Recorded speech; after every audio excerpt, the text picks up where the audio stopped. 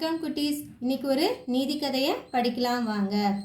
ஒரு பிடி அரிசி அப்படின்னா கையில் எவ்வளோ அள்ளுறோமோ அதுதான் ஒரு பிடி அரிசினா ரைஸ். கஞ்ச பிசினாரி பணக்காரன் ஒருவன் வாழ்ந்து வந்தான்.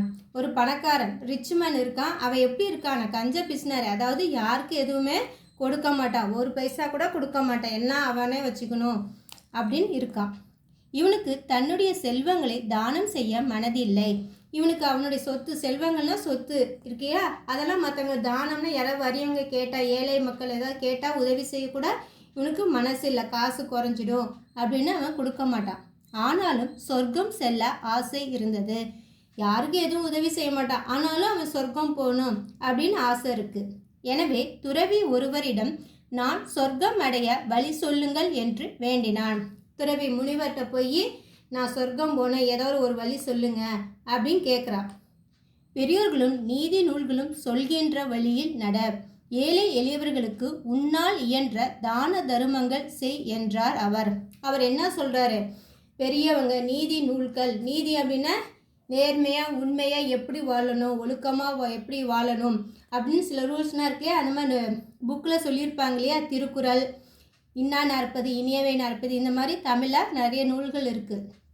அதில் சொல்கிற மாதிரி ஒழுக்கமாக எப்படி நடக்கணுமோ வாழ்க்கையில் அது மாதிரி நட. அப்புறம் ஏழை எளியவர்களுக்கு, வசதி இல்லாத புவர் பீப்புளுக்கு உன்னால் முடிஞ்சதை குடித்து ஹெல்ப் பண்ணு அப்படின்னு அவர் சொல்கிறாரு. கஞ்சனான் அவனுக்கு தன் செல்வத்தை செலவு செய்ய மனம் வரவில்லை. துறவி முனிவர் என்ன சொன்னார், தானம் செய்ய நல்லதுன்னு சொன்னாரா, ஆனால் இவனுக்கு மனசு இல்லை, இவனை கஞ்சனாச்சே, அதனால் அவன் யாருக்கும் எதுவும் பணம் தர மனசு வரல அவனுக்கு. அதே சமயம் சொர்க்கத்துக்கு செல்ல வேண்டும் என்றும் நினைத்தான். அதே சமயம் யாருக்கும் எதுவும் கொடுக்கக்கூடாது, ஆனால் நம்ம சொர்க்கத்துக்கும் போகணும் அப்படின்னு நினைக்கிறான். நாள்தோறும் ஒரு ஏழைக்கு ஒரு பிடி அரிசி தானம் தருவோம், நம் செல்வமும் குறையாது, முக்தியும் கிடைக்கும் என்று முடிவுக்கு வந்தான். அதனால் என்ன செய்கிறான், ஏதோ தானம் செய்யணும், அதனால் டெய்லி நாள்தோறும்னா டெய்லி ஒரு புவர் மேனுக்கு ஒரு பிடி அரிசி ரைஸ் மட்டும் தரலாம், அதுவும் தானம் தானே, அப்போ நம்ம செல்வம் பணமும் குறையாது, நம்ம சொர்க்கத்துக்கும் போகலாம் அப்படின்னு ஒரு முடிவு செய்கிறான். அதன்படி நாள்தோறும் ஒரு ஏழைக்கு ஒரு பிடி அரிசி தானம் தந்தான். மாதங்கள் சென்றன. இது மாதிரி என்ன செய்கிறான், டெய்லி ஒவ்வொரு புவர் மேனுக்கு ஒரு பிடி அரிசியை தானமாக கொடுக்குறேன். மாதங்கள்லாம் மந்த் இப்படியே போகுது, கிடக்குது, இப்படியே நாட்கள் போகுது. அந்த ஊருக்கு வந்த துறவி ஒரு மரத்தடியில் அமர்ந்து இருந்தார். அந்த ஊருக்கு அதே துறவி வராரு இன்னொரு சமயம், அவர் ஒரு மரத்தடியில் உட்கார்ந்து இருக்கிறாரு. அவரை வணங்கிய செல்வன் அவரை அந்த பணக்காரன் வணங்குறான். ஐயா, தாங்கள் சொன்னபடியே நாள்தோறும் ஒரு ஏழைக்கு ஒரு பிடி அரிசி தானம் தந்து வருகிறேன், எனக்கு உறுதியாக சொர்க்கம் கிடைக்கும் அல்லவா என்றான். அந்த துறவி திருப்பி வந்தார் இல்லையா, அவர்கிட்ட போய் கேட்குறான், நீங்கள் சொன்ன மாதிரி நான் டெய்லியும் ஒவ்வொரு புவல் பீப்புளுக்கு நான் ஒரு பிடி அரிசி தானம் தரேன், அதனால் எனக்கு கண்டிப்பாக சொர்க்கம் கிடைக்கும் தானே அப்படின்னு அவன் கேட்குறான். ஏதும் பேசாத துறவி தம் அருகில் இருந்த மரத்தின் அடிப்பகுதியை தம் விரல் நகத்தால் கீறத் தொடங்கினார். துறவி ஒன்றும் பேசலை, இவன் கேட்டதுக்கு பதில் சொல்லாமல் என்ன செய்கிற, பக்கத்தில் இருந்த ஒரு மரம் இருக்குது, அந்த மரத்தினுடைய கீழே அடிப்பகுதியில் தன் விரல் ஃபிங்கரில் நெகல் இருக்கும்ல, நெயில், அதால் கீரை தொடங்குற அந்த மரத்தை கீறாரு. நீண்ட நேரம் பொறுமையோடு காத்திருந்தான் செல்வந்தன். ரொம்ப நேரம் ஆயிடுச்சு, அந்த முனிவர் பாட்டியே நகத்தால் மரத்தை கீறிட்டே இருக்காரு, இவரும் பொறுமையாக அங்கே நின்றுட்டு இருக்கான். ஆனால் துறவியோ அடிமரத்தை கீறுவதை விடவில்லை. இவர் ரொம்ப நேரம் நிற்கிறான், ஆனாலும் அந்த முனிவர் என்ன பதில் சொல்லாமல் அந்த மரத்தை கீறிக்கிட்டே இருக்காரு. பொறுமை இழந்த அவன், ஐயா, நான் கேட்டதற்கு தாங்கள் ஏதும் பதில் சொல்லவில்லை, நீண்ட நேரமாக இந்த மரத்தை நகத்தால் கீறி கொண்டு இருக்கிறீர்கள், ஏன் என்று கேட்டான். அவன் பொறுமை இழந்தான். எவ்வளோ நேரம் துறவி பதில் சொல்லாமல் மரத்தை கீறிட்டே இருக்காங்களே, ஏன் பதில் சொல்லலை இவன் அப்படி கேட்டதுக்கு, இந்த மரத்தை நகத்தால் கீறிட்டு இருக்கீங்க, எனக்கு பதில் சொல்லலை அப்படின்னு கேட்குறான். இந்த மரத்தை என் நகத்தால் வெட்டி கொண்டிருக்கிறேன், இதை நான் வெட்டி முடிக்கும் வரை அமைதியாக இரு என்றார் அவர். இப்போ தான் பதில் சொல்லாரு, நான் இந்த நெயில்ஸால் மரத்தை கட் பண்ணிட்டு இருக்கேன், இந்த மரத்தை நான் கட் பண்ணி முடிக்கிற வரைக்கும் நீ கொஞ்சம் அமைதியாக இரு அப்படின்னு அவர் சொல்கிறார். இதை கேட்ட செல்வந்தனுக்கு சிரிப்பு வந்துவிட்டது. ஐயா, இவ்வளவு பெரிய மரத்தை உங்கள் விரல் நகத்தால் வெட்ட முடியுமா? கோடரியால் வெட்டினாலே வெட்டி வீழ்த்த பல நாட்கள் ஆகுமே என்று கேட்டான். அவர் பதில் சொன்னோன்னே அந்த பணக்காரனுக்கு சிரிப்பு வந்துச்சு. ஐயா, என்ன இது, எவ்வளோ பெரிய மரம், இதை போய் நீங்கள் உங்கள் விரல் நகத்தால் நெயில்ஸால் கட் பண்ண முடியுமா? கோடரி ஆக்ஸால் வெட்டினாலே ரொம்ப நாள் ஆகுமே அப்படின்னு கேட்குறான்.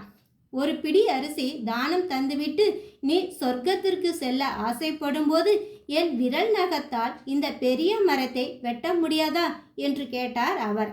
இப்போ அவர் என்ன சொல்கிறாரு, நீ டெய்லி ஒரு பிடி அரிசி ரைஸை தான் தானம் மற்றவங்களுக்கு கொடுக்குற, அப்படி கொடுத்துட்டு நீ சொர்க்கம் போகணும் ஆசைப்படும் போது என்னுடைய ஃபிங்கரில் உள்ள நெயில்ஸால் இந்த பெரிய மரத்தை வெட்ட முடியாதா, கட் செய்ய முடியாதா அப்படின்னு அவர் கேட்குறாரு. ஞானம் பெற்ற செல்வந்தன், துறவியாரே என்னை மன்னியுங்கள். இப்போ தான் அவனுக்கு அறிவு வருது, நம்ம தப்பு செய்கிறோம் அப்படின்னு புரிஞ்சுக்கிட்டு, முனிவரே என்னை மன்னிச்சிடுங்க, இனி நான் ஏழை எளியவர்களுக்கு வாரி வழங்குவேன் என்று சொல்லிவிட்டு அங்கிருந்து சென்றான். இப்போ அவனுக்கு புத்தி வந்துருச்சா? அவன் சொல்கிறான், இனிமேல் நான் புவர் பீப்புளுக்கு நான் என்னால் முடிஞ்சதை எல்லாம் நல்லா கொடுக்குறேன், அவங்களுக்கு உதவி செய்கிறேன் அப்படின்னு சொல்லிட்டு அங்கேருந்து போகிறான். குட்டீஸ், மீனிங் படிக்கலாம் வாங்க. ஒரு பிடி அரிசி, கஞ்சத்தனம் மைசர்லினஸ், துறவி செயின்ட், தானம் டொனேஷன், நீதி ஜஸ்டிஸ் ஆனஸ்டி ஃபேர்னஸ், கோடாரி ஆக்ஸ், நகம் நெயில், கீரல் ஸ்க்ராட்ச். நீதி நூல்கள், தமிழில் என்னென்ன நீதி நூல்கள் இருக்குன்னு பார்க்கலாமா? திருக்குறள், நாலடியார், நான்மணிக்கடிகை, இன்னா 40, இனியவை 40, திரிகடுகம், ஆச்சாரக்கோவை, பழமொழி 400. குட்டீஸ், கதையை இன்னொரு முறை படிக்கலாம் வாங்க. ஒரு பிடி அரிசி. கஞ்ச பிஸ்னாரி பணக்காரன் ஒருவன் வாழ்ந்து வந்தான். இவனுக்கு தன்னுடைய செல்வங்களை தானம் செய்ய மனதில்லை. ஆனாலும் சொர்க்கம் செல்ல ஆசை இருந்தது. எனவே துறவி ஒருவரிடம் நான் சொர்க்கம் அடைய வழி சொல்லுங்கள் என்று வேண்டினான். பெரியோர்களும் நீதி நூல்களும் சொல்கின்ற வழியில் நட, ஏழை எளியவர்களுக்கு உன்னால் இயன்ற தான தருமங்கள் செய் என்றார் அவர். கஞ்சனான அவனுக்கு தன் செல்வத்தை செலவு செய்ய மனம் வரவில்லை. அதே சமயம் சொர்க்கத்துக்கு செல்ல வேண்டும் என்றும் நினைத்தான். நாள்தோறும் ஒரு ஏழைக்கு ஒரு பிடி அரிசி தானம் தருவோம், நம் செல்வமும் குறையாது, முக்தியும் கிடைக்கும் என்ற முடிவுக்கு வந்தான். அதன்படி நாள்தோறும் ஒரு ஏழைக்கு ஒரு பிடி அரிசி தானம் தந்தான். மாதங்கள் சென்றன. அந்த ஊருக்கு வந்த துறவி ஒரு மரத்தடியில் அமர்ந்து இருந்தார். அவரை வணங்கிய செல்வன், ஐயா, தாங்கள் சொன்னபடியே நாள்தோறும் ஒரு ஏழைக்கு ஒரு பிடி அரிசி தானம் தந்து வருகிறேன். எனக்கு உறுதியாக சொர்க்கம் கிடைக்கும் அல்லவா என்றான். ஏதும் பேசாத துறவி தம் அருகில் இருந்த மரத்தின் அடிப்பகுதியை தம் விரல் நகத்தால் கீறத் தொடங்கினார். நீண்ட நேரம் பொறுமையோடு காத்திருந்தான் செல்வந்தன். ஆனால் துறவியோ அடிமரத்தை கீறுவதை விடவில்லை. பொறுமை இழந்த அவன், ஐயா, நான் கேட்டதற்கு தாங்கள் ஏதும் பதில் சொல்லவில்லை. நீண்ட நேரமாக இந்த மரத்தை நகத்தால் கீறிக்கொண்டு இருக்கிறீர்களே, ஏன் என்று கேட்டான். இந்த மரத்தை என் நகத்தால் வெட்டி கொண்டிருக்கிறேன். இதை நான் வெட்டி முடிக்கும் வரை அமைதியாக இரு என்றார் அவர். இதை கேட்ட செல்வந்தனுக்கு சிரிப்பு வந்துவிட்டது. ஐயா, இவ்வளவு பெரிய மரத்தை உங்கள் விரல் நகத்தால் வெட்ட முடியுமா?